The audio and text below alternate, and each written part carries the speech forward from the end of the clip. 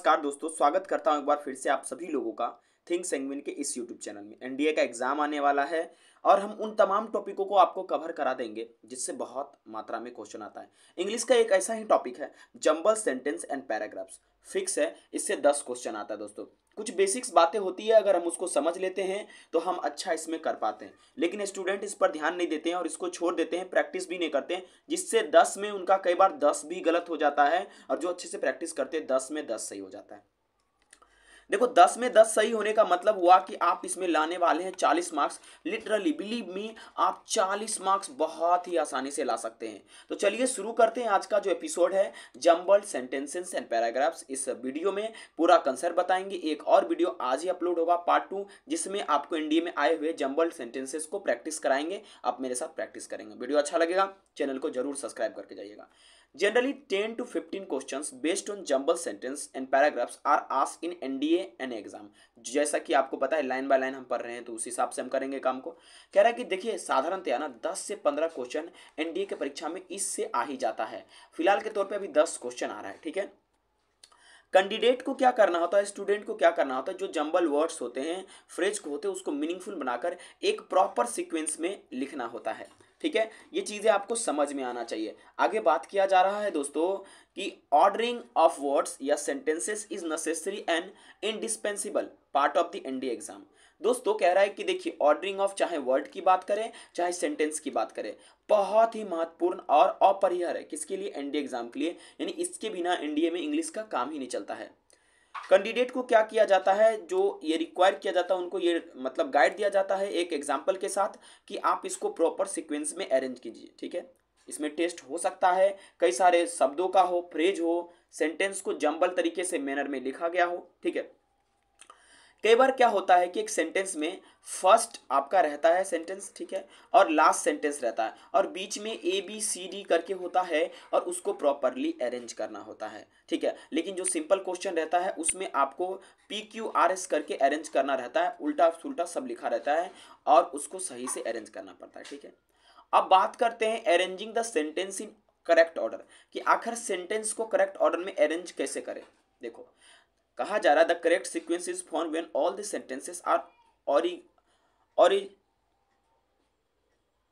Organically linked, ठीक है दोस्तों, थोड़ा सा क्लियरली नहीं पता चला, ठीक है। देखो, कह रहा है कि जब सेंटेंसेस को सही तरीके से आप लिंक कर देंगे ना, तब जाके वो करेक्ट सीक्वेंस बनाता है सेंटेंस का, ठीक है। A sort of cows effect relationship is also implicit in such exercise because a sentence will follow another only when the former leads to the latter, ठीक है। देखो, इसमें कहा जा रहा है कि पहले वाला तभी ना लीड करेगा जब सेकेंड वाला उसको समझेगा, सेकेंड वाला उसके हिसाब से होगा, ठीक है। तो दोस्तों ये बहुत ही ज्यादा अंडरस्टैंड करने वाला चीज है, ठीक है। Sound knowledge of language helping verbs conjunction enable a candidate to solve this question easily, ठीक है।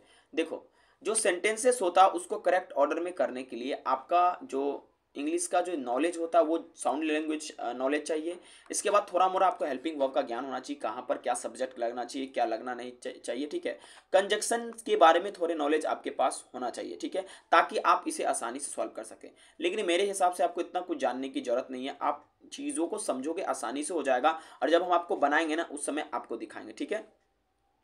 अच्छा सर, इसको क्या बनाने का क्या तरीका है, कौन सा आप टिप्स देंगे इसको बनाने का। देखिए, मैं कह रहा हूँ वीडियो को लास्ट तक देखना बहुत ज़्यादा जरूरी है, ठीक है। देखिए, कह रहा है टिप्स इसमें क्या है, क्या ऐसा तरीका है जिससे हम सेंटेंस को सही से अरेंज कर सकते हैं, ठीक है। देखो, सबसे पहले आप लॉजिकली क्या करो, एक मीनिंगफुल ऑर्डर में उसको लाने की कोशिश करो, ठीक है। और उसके बाद दूसरा क्या करो, उसको रीअरेंज करो ग्रामेटिकली, कि पहले सब्जेक्ट आ रहा है, उसके बाद वर्ब आएगा, प्रीपोजिशन नाउन के पहले आता है, ठीक है। और सिंपल और लीनियर अप्रोच करो, ठीक है, लॉजिकल मीनिंग के साथ करो। ये नहीं कि बस हम ग्रामेटिकली, देखो ग्रामेटिकली मीनिंग में ना आप बहुत ज़्यादा पछड़ जाओ, क्योंकि कई बार सेंटेंस में पता नहीं चलता ग्रामेटिकली क्या मीनिंग है। लॉजिकल मीनिंगफुल ऑर्डर अगर आप करेंगे ना, लॉजिक से आप बनाएंगे ना, डेफिनेटली आपका आसानी से हो जाएगा, ठीक है। तो चलिए आप बात करते हैं टाइप ऑफ क्वेश्चन पे, किस तरह के एनडीए में क्वेश्चन आता है, ठीक है। देखो, आपके परीक्षा में ना जनरली दो तरह के क्वेश्चन पूछे जाते हैं। दो तरह के क्वेश्चन कौन कौन से होंगे वो समझना। देखो, टाइप 1 है, इसमें reordering of words to frame a meaningful sentence, ठीक है। इसमें आपको वर्ड को रीऑर्डर करना और एक मीनिंगफुल सेंटेंस बनाना है।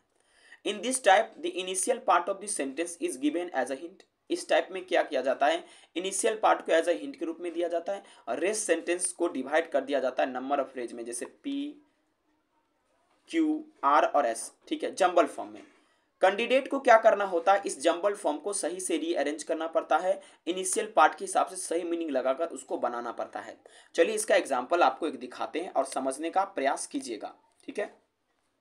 मैंने क्या बोला, जो मैं बता रहा हूं ना, एक बार उसको आप सही से पढ़िएगा करिएगा ना, आपका 10 में 10 सही हो जाएगा दोस्तों, ठीक है।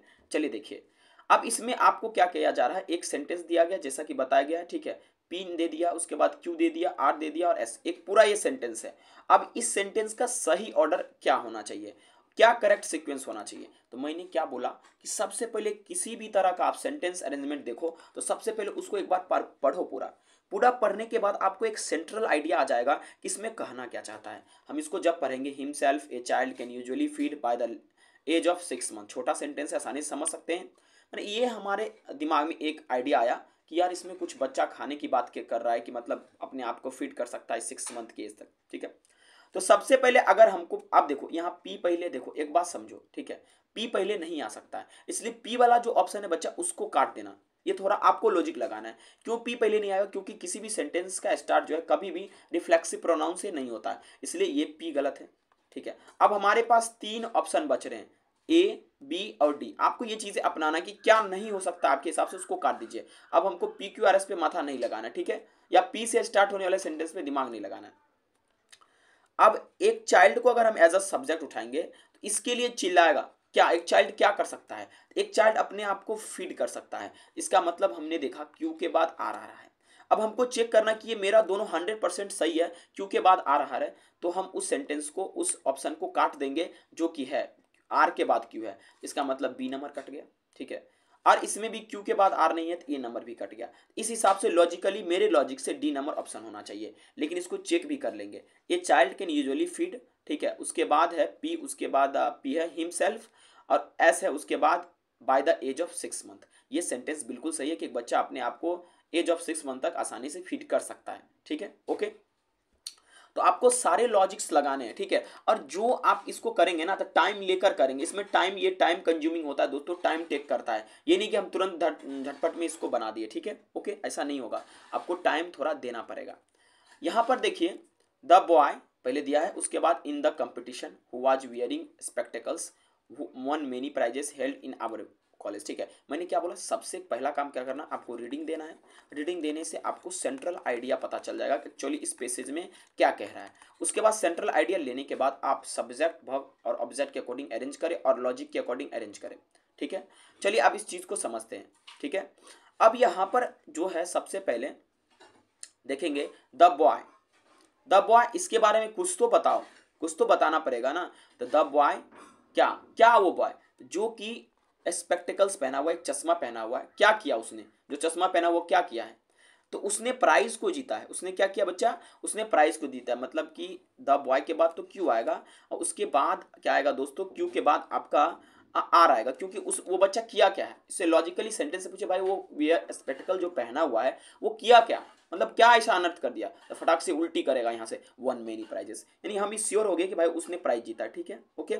अब प्राइज कहाँ पर जीता है ये तो बता दीजिए आप, ठीक है। तो भाई प्राइज जो जीता है ना वो कहाँ पर जीता है, तो भाई साहब आपका कंपटीशन में जीता है, प्राइज कंपटीशन में जीता है, ठीक है। क्या ये हो सकता है हेल्ड इन आवर, नहीं, प्राइज तो कंपटीशन में जीता है। अच्छा कंपटीशन में जीता तो वो कंपटीशन हुआ कहाँ था, तो वो कंपटीशन हुआ था कॉलेज में। ये सेंटेंस आप पूछेगा कि कहाँ पर हुआ था कंपटीशन, यहाँ पर उत्तर मिल जाएगा कि कॉलेज में हुआ था। तो लॉजिकली जब आप पूछेंगे तो उस हिसाब से क्यू आर पी एस हमारा सही उत्तर हो जाएगा, ठीक है, ओके। ये तो आपका किस तरह का था दोस्तों, ये जो है आपका मतलब एक तरह का जो री ऑर्डर था वर्ड का, ठीक है, ओके। अब जो है आपका जो दिया रहेगा वो आपका मीनिंगफुल पैराग्राफ में आपको दिया रहेगा, ठीक है, सुनिएगा ध्यान से, ठीक है। यहाँ पर reordering of sentence to form a meaningful paragraph, ठीक है। इसमें एक S1 सेंटेंस होगा और लास्ट में S6 होगा और इसके बीच में PQRS होगा, ठीक है। आपको इसको प्रॉपरली पहला सेंटेंस पढ़ना और लास्ट सेंटेंस पढ़ना है, उसके अकॉर्डिंगली आपको अरेंज करना है। चीज़ें समझ में आए, चलिए इस चीज़ को आगे हम समझाते हैं आपको, ठीक है। एक एग्जाम्पल लेकर समझाते हैं आपको, ठीक है। देखिए अब यहाँ पर मैंने आपको क्या बोला कि पहले एक बार पूरा पढ़ लीजिए, लिटरली सचमुच आइडिया आप ले लीजिए, उसके बाद आगे बढ़िए, ठीक है। She sat on the phone that she would report for duty next day. Eventually we reported to the police. ठीक है, मैंने उसने क्या किया, फोन पे बोला, क्या बोला उसने, बोली क्या फोन पे कि वो ड्यूटी नेक्स्ट डे क्या करेगी, रिपोर्ट करेगी. ठीक है, अब यहाँ पर बाकी सेंटेंस को पढ़ते eventually we reported to the police. ठीक है, अब बाकी इसके बाद तो हमको कुछ आइडिया नहीं लग रहा, यहाँ से कुछ आइडिया लग रहा है. ठीक है, अब इसको पढ़ते हैं. अब यही हमको प्रॉपर लॉजिक देगा लेकर, क्योंकि ये कई बार आइडिया लेकर नहीं देता, बस एक सेंट्रल आइडिया मीनिंग आपको मिल जाएगा. इससे आप आइडिया डेवलप करेंगे, सेंटेंस को प्रॉपरली अरेंज करेंगे. We waited for few days, then we decided to go for the place, but she did not, we found it locked even after we waited for her for a quite few days. ठीक है, देखो सुनो मेरा बात ध्यान से आप. ठीक है, इसमें एक चीज देखो कि मतलब यहाँ पर कह रहा है कि she said on the phone that she would report for duty next day.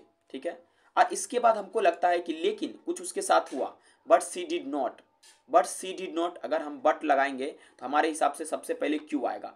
अगर हम क्यू लेंगे इसका मतलब हमको दो ऑप्शन तो काटना पड़ेगा, ए और डी. इसमें सबसे बड़ा बेनिफिट यही होता है कि सेंटेंस में हमको आइडिया लग रहा है कि उसको रिपोर्ट करना था ड्यूटी के लिए, लेकिन वो रिपोर्ट नहीं करी, सी डिड नॉट. तो उसके साथ हुआ क्या ऐसा. ठीक है, ऐसा क्या वाकया उसके साथ हुआ. तो अब कह रहा है कि we waited for few days but she did not. उसके बाद हम लोगों ने कुछ इंतजार किया. ठीक है, और उसके जगह पर गया. उसके जगह पर जाने के बाद क्या पाया, कुछ तो मिला होगा. ठीक है, उसके जगह पर जब हम लोग गए ना तो वहाँ पर हमको क्या मिला, वहाँ पर हमको वो लॉक्ड पाई गई. ठीक है, तो इतना तक काफ़ी है. क्यूपीआर वाला सेंटेंस आपका कौन सा है, तो दोस्तों आपका सी नंबर इसका सही ऑप्शन है और बाकी एस आएगा. तो मतलब एक मेन आइडिया आपको खोजना, इससे तुरंत S1 और S6 वाला हो जाएगा, कोई दिक्कत नहीं है. लेकिन बिना पढ़े हुए कुछ भी आपको नहीं बनाना है, पढ़कर ही सब कुछ को बनाना है, तभी जाके आपका चीज़ें क्लियर होगा. अभी हम कराएंगे ना आपको एक इसका अथी भी कराएंगे सेंटेंस अरेंजमेंट का. ठीक है, अब इसमें एक चीज़ देखिए, गौर से देखिएगा. Throughout history man has use energy from the sun. ठीक है, यहाँ पर एनर्जी की बात किया जाए, this energy comes from inside atoms. कह रहा है मेन एनर्जी को यूज किया सन से. ठीक है, अब इसके बीच में हम देखते हैं कि कहीं ना कहीं ये थोड़ा सा इससे आइडिया लगा कि एनर्जी के बारे में बात कर रहा है. अब कह रहा है today when we burn wood और use electric current we are drawing energy. ठीक है, however we now have a new supply of energy. All our ordinary life depends on sun. This has come from the sun. ठीक है, देखो एक चीज मैं आपको बताता हूं, इसका सही सीक्वेंस क्या होगा. ठीक है, देखो कह रहा है throughout history man has use energy for the sun, sorry from the sun. ठीक है, लेकिन आजकल क्या कर रहा है, हम लोग बहुत दिनों से सूरज का गर्मी यूज किया, लेकिन आजकल हम लोग क्या कर रहे हैं, टुडे वी बर्न वुड और use electric current we are drawing energy. ठीक है, हम लोग एनर्जी को ड्रॉ कर रहे हैं, ड्रॉइंग कर रहे हैं. ठीक है, ओके, मतलब कुछ तो उसका गलत इस्तेमाल कर रहे हैं. ठीक है, अब पी के बाद जो सही सीक्वेंस होना चाहिए एस होना चाहिए. ठीक है, अब ये कह रहा है this has come from the sun. ठीक है, ये भी किससे आया, सन से आया. ठीक है, ओके, और उसके बाद कह रहा है व्हेन बी बर्न, जब इसको हम लोग जलाते हैं. ठीक है, ध्यान से समझिएगा. ओके, इसमें हम एक सीक्वेंस देखे हैं कि पी के बाद एस आया है, हमारे दिमाग में ये आ रहा है कि पी के बाद एस आया, इसका मतलब ये और ये तीनों सेंटेंस मेरे हिसाब से गलत होना चाहिए. तो डी के साथ हम चलेंगे, ज़्यादा नहीं सोचेंगे अगर मेरा पी और एस सही है. लेकिन एग्जाम में मैं आपको सलाह दूंगा कि सबसे लास्ट में इसे कीजिए. ठीक है, सबसे लास्ट में मैं इस पर डिटेल चर्चा नहीं करूंगा, एक बार आप खुद देख लीजिए, आपको खुद समझ में आ जाएगा. ठीक है, ओके, तो यहाँ पर मैं आपको सलाह दूंगा कि पहले आपको क्या करना है, चीज़ों को रीड करना है. रीड करने के बाद एक आइडिया लेना है. आइडिया लेने के बाद उसको प्रॉपरली अरेंज करना. अगर S1 S6 का है तो उसके बीच वाले को विशेष ध्यान देना है. पहला सेंटेंस पढ़ के उसको 2 अरेंज कर लीजिएगा, ऑटोमेटिकली आंसर मिल जाएगा. लेकिन आपके एग्जाम में एनडीए इस बार कुछ ऐसा पूछ रहा है, 4 इस तरह का सेंटेंसेस दे देंगे. ठीक है, एक पी दे देंगे, एक क्यू दे देंगे, एक आर दे देंगे और एक एस दे देंगे, और कहेंगे इसको वेल अरेंज कीजिए. इस तरह का नहीं देता. क्यों, क्योंकि इसमें कन्फ्यूजन ज़्यादा होता है. कई बार आपको लगेगा यार ये स्टार्ट होना चाहिए, ये होना चाहिए, लेकिन कई बार मिस्टेक्स होते हैं. तो ये कैसे अमेंड होगा, तो ये दोस्तों प्रैक्टिस से ही सुधार होगा. प्रैक्टिस कीजिएगा, आपका ऑटोमेटिकली अच्छा हो जाएगा. वीडियो कैसा लगा दोस्तों जरूर बताइएगा. आपके एग्जाम में इस तरह की चीज़ें पूछा जाता है. 10 क्वेश्चन आपका कंप्लीट हो जाएगा. ठीक है, आपको मैंने इंट्रोड्यूस करा दिया इस चीज़ से. ठीक है, ओके, और आपको क्या करना है, इस पर अभ्यास करते रहना है. एनडीए के जो लास्ट 5 से 10 साल के जो पेपर है उसको अभ्यास आपको करना है. कम से कम 100 क्वेश्चन हो जाएगा आराम से, 100 क्वेश्चन प्लस, और हम वो सारा का सारा एक वीडियो में आपको अपलोड कर देंगे और आपको आइडिया भी दे देंगे इसे कैसे करना है. ठीक है, चलिए तो मिलते हैं नेक्स्ट वीडियो में.